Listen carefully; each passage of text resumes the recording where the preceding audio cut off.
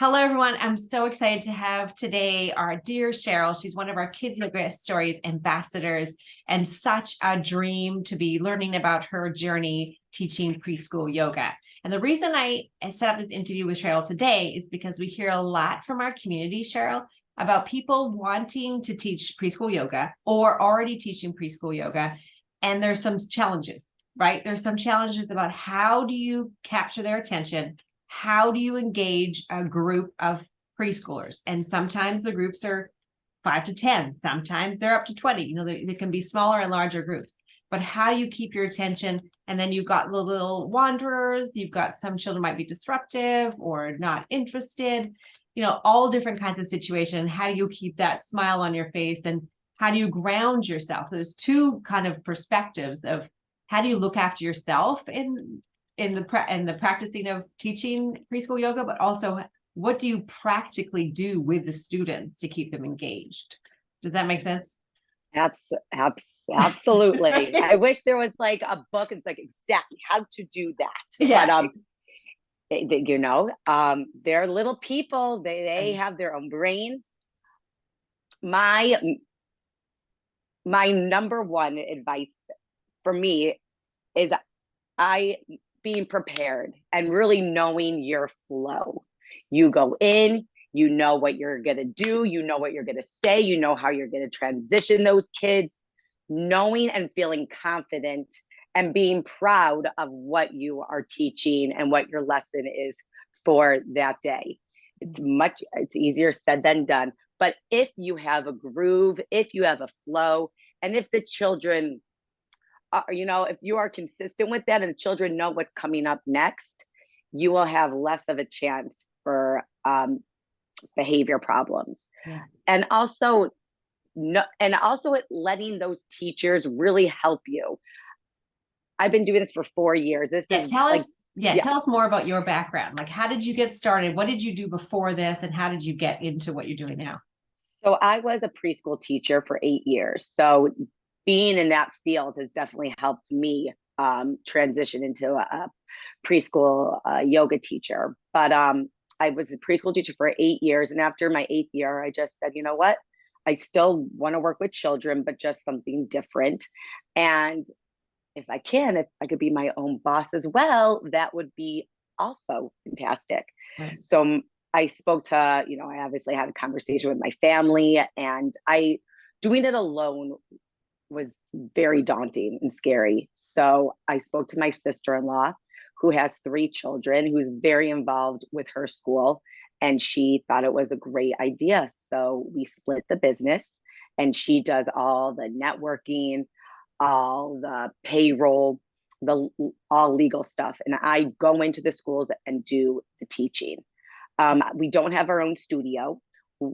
I love being in the schools and in the morning. The children they're most awake, most alert, most aware in the morning. So, and I love having the teachers help when the class comes to me. The teachers are not on break.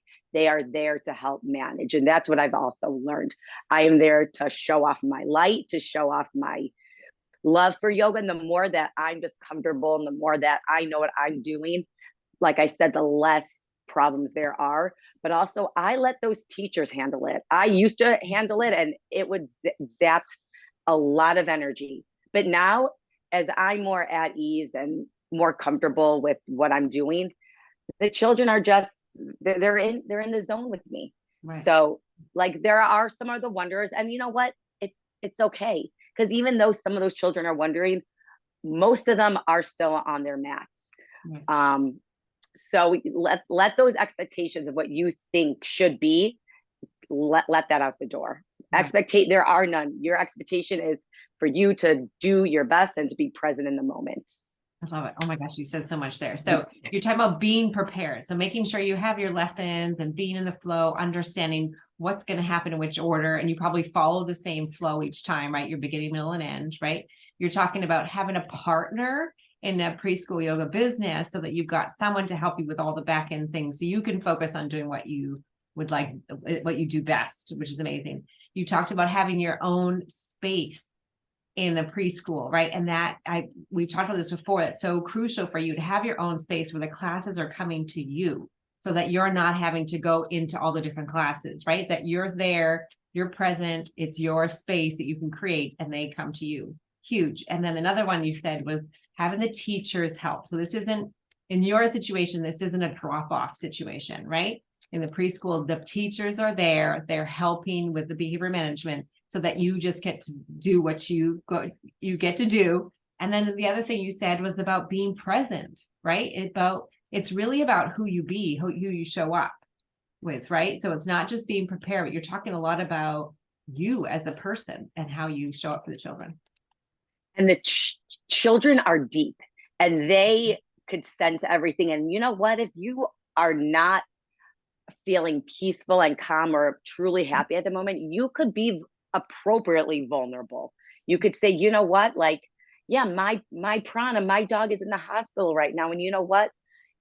I am sad. So that's why, you know what, I'm here. So we could maybe all take some helpful breaths, also send some helpful energy. So I am me too. So it's not like always like cheery, the smart face. Like you do want to come off, happy, positive vibes, but also you can be vulnerable.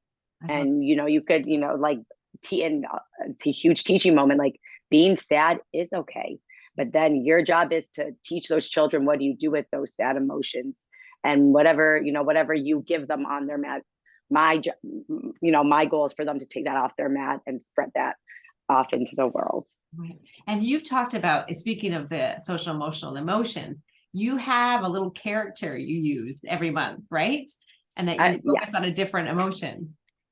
Yes. So at the end of, that's how we end the class. I have like a caring cloud, an honest Howie, a lovey-dove. So bringing props are a huge part of the program, because bringing yoga to life, yoga is this concept. As adults, it's different, you can visualize, but for children, like it's a whole different ball game. So bringing yoga to life, like Giselle's resources, like your resources, really inspired me also to help teach. Bringing those poses to life. Downward dog be downward dog, but it could also be a pumpkin pie. It could be anything, and even letting children to be creative and being like, you know what?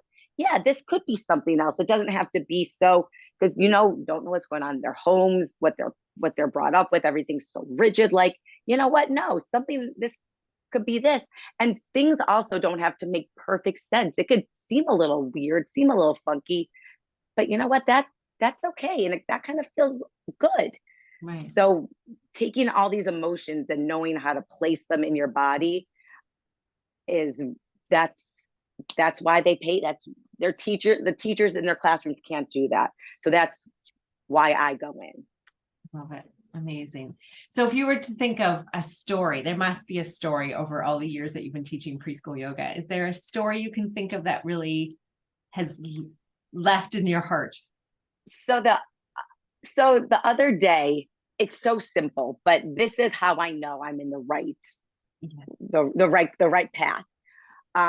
We were setting up for Shavasana. When we get into Shavasana, it's always we rock and roll once, rock and roll twice, then we rock onto our back. We put our legs out, we put our arms down, and we rest. And this little boy next to me just goes, and to someone in not the yoga world, like that, that's really, but having that child breathe like that just shows how safe he feels, right, and how peaceful he feels in the space that I provided. And I just got the chills thinking about it. And that child sitting next to me didn't do much of the yoga, watched, observed, but he got whatever he needed. And, you would think someone would do that after they, were rigorous and really, no, but. Oh, I've just lost your volume.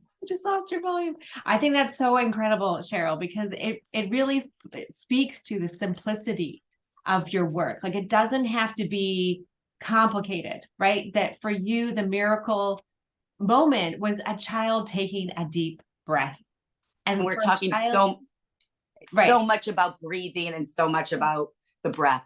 Right. It's, I think that's sometimes we think sometimes it has to be more than it is, but to give a child a gift of breath, Cheryl, you are changing lives. You know this, right? You're changing lives. Like, I was just reading The Breathing Cure, actually, The Breathing Cure, by Patrick McEwen. And he was just saying that, 60 to 80% of adults have dysfunctional breathing patterns, and like, that child is going to remember that moment, and it's planted a seed for his life. Right. I just think that's extraordinary. So that felt good. Because I know when I go to my yoga studios and I just take that sip of air in and out, Right. Your heart and your whole being just feels at ease. So awesome. I remember, it reminds me, so when my daughter was in preschool, I used to go and read my books to them in story time, right? And so I just pop in, pop out. And one day I was in the parking lot, and another dad I didn't know prior, he saw me, he said, "Oh, are you that yoga mom?" He said, "Oh, I must tell you a story. My son, we were out somewhere apple picking or whatever, and my son found this field, and he went out into the middle of the field, and he sat cross-legged with his hands up, and he just sat there with his eyes closed. And he said he would never have done that." I said, "I don't know what you're reading or what you're doing, but my child took a moment in a field to sit down." And I thought, oh my gosh, like, you don't know what it is the children are going to take away, from what you're doing. I just think that's amazing. And sometimes when you're looking around the yoga circle, you're like, am I doing anything? And there are days when I leave, I'm like, I don't know if anybody liked it. I don't know if the teachers liked it, because you don't get so much feedback. Right. Until you do.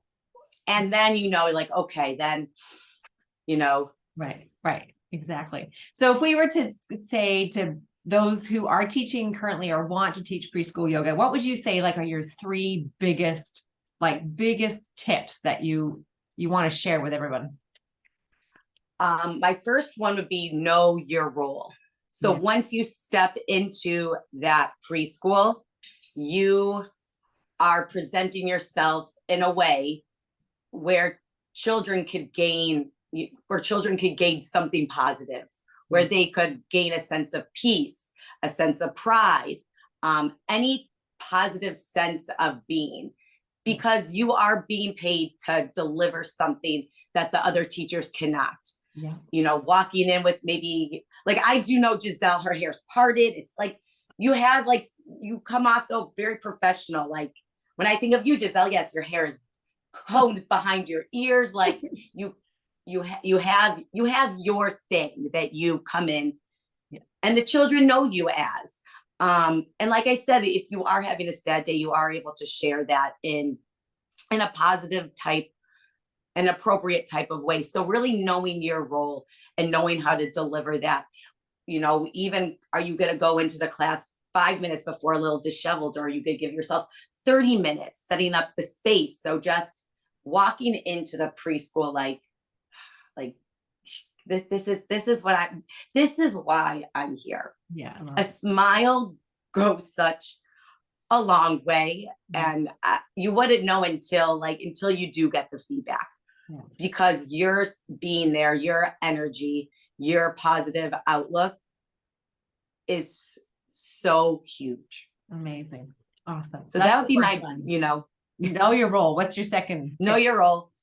My second one would be know your flow, going in prepared.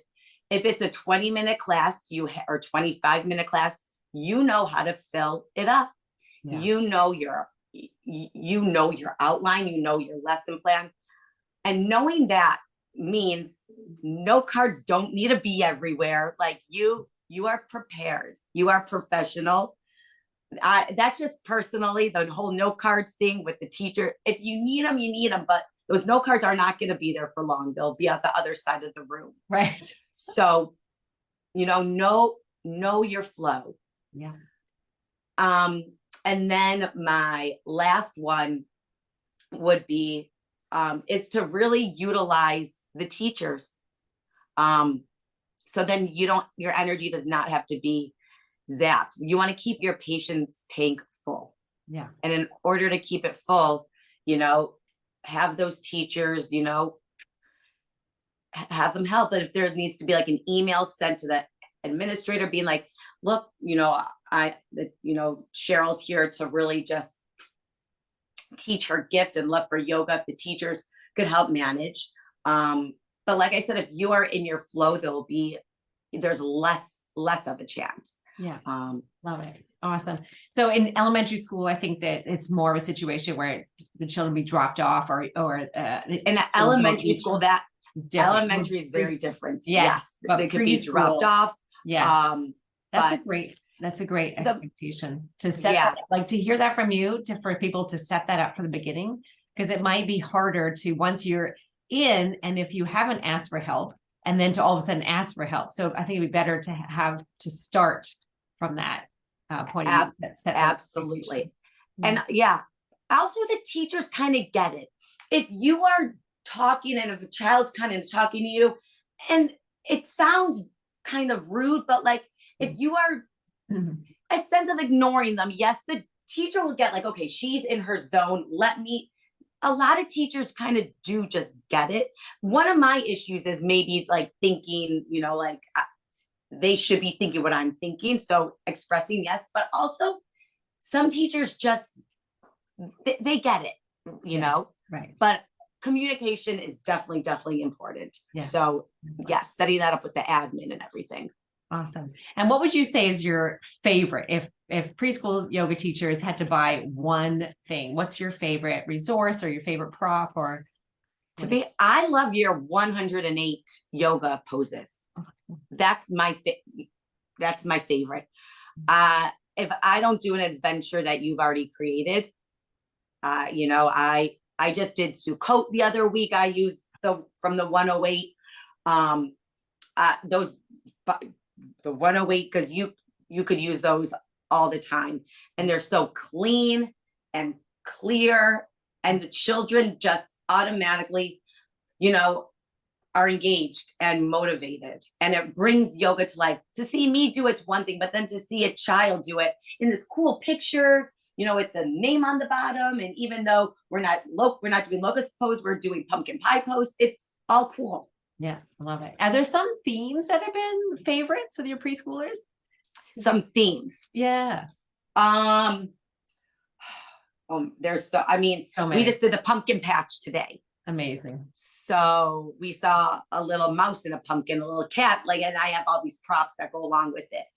I love the superheroes is big. Yeah. So, the sky's the limit. Yeah, I'm always, I would think after 4 years, I'm done buying, but or you're done creating, but you're never done. You're never done. It's so special. That's when you feel it in your heart, okay, this is where I need to be, or I love it. You provided so much juicy information. I really hope it was helpful to everyone listening. Is there anything you want to say as we complete that we hadn't covered? And also, where do we find you? I want to make sure that you're saying, what your Facebook page is and where you are. You're in Los Angeles, right? Yeah. Yes. So if you could find me at rockzenrollyoga.com, like rock and roll, but rock zen roll. Oh, okay. If you go on YouTube, type in Rock Zen Roll Yoga. I have some things on that. We're trying to work on more of an online platform type thing, because we know right now it's such a great tool to use. I'm just very old school. I'm not I'm old school. I like going into the schools, being in person, but can't fight that so much. So we're trying to do more of that, but love it. Thank you so much for being here, Cheryl. And thank Giselle. You have created such a beautiful way to access and to really create yoga come to life for children and for adults, so thank you. Mutual love. Thanks, Cheryl. See you then.